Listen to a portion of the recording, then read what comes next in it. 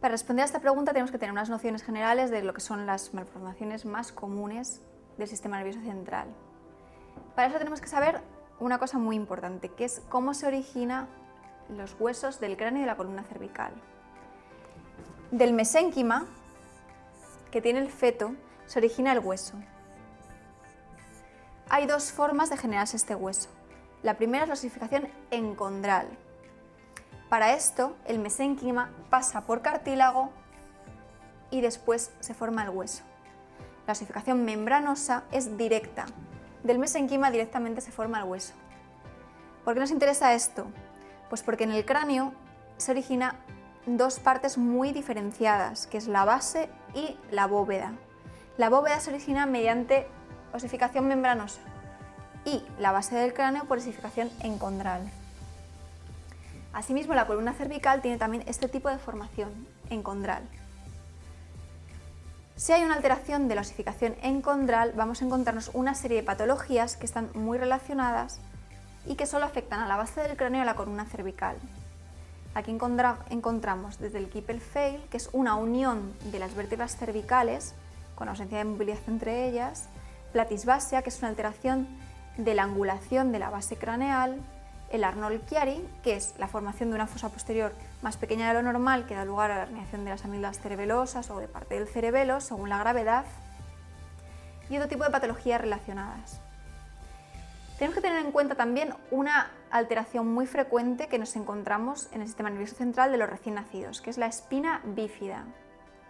Esta es una alteración de la fusión del tubo neural que puede dar lugar a diversos grados de gravedad, desde grados asintomáticos como la espina bífida oculta, que se descubre al hacer una radiografía lumbar o cervical o a cualquier nivel por otra patología, en lo cual nos encontramos que la apófisis espinosa no está bien formada o está ausente, a una espina bífida muy grave que da lugar a síntomas neurológicos muy importantes como paraplegia y retención urinaria en bebés, y luego diversos grados intermedios. Nos interesa sobre todo la patología grave, es decir, la espina bífida que da lugar a un mielomeningocele, es decir, se salen las raíces neurales y la meninge por fuera de la piel, o el meningocele, que es una salida de la meninge, generando una tumoración en la espalda. Esta patología es muy grave porque, aparte de todas las alteraciones neurológicas que puedan producir, se produce una meningitis en las primeras horas de la vida, por lo tanto es una urgencia neuroquirúrgica. Hay que intervenirlo de forma urgente. Otro tipo de alteraciones que nos podemos encontrar en un recién nacido o en un bebé lactante son las craniosinostosis.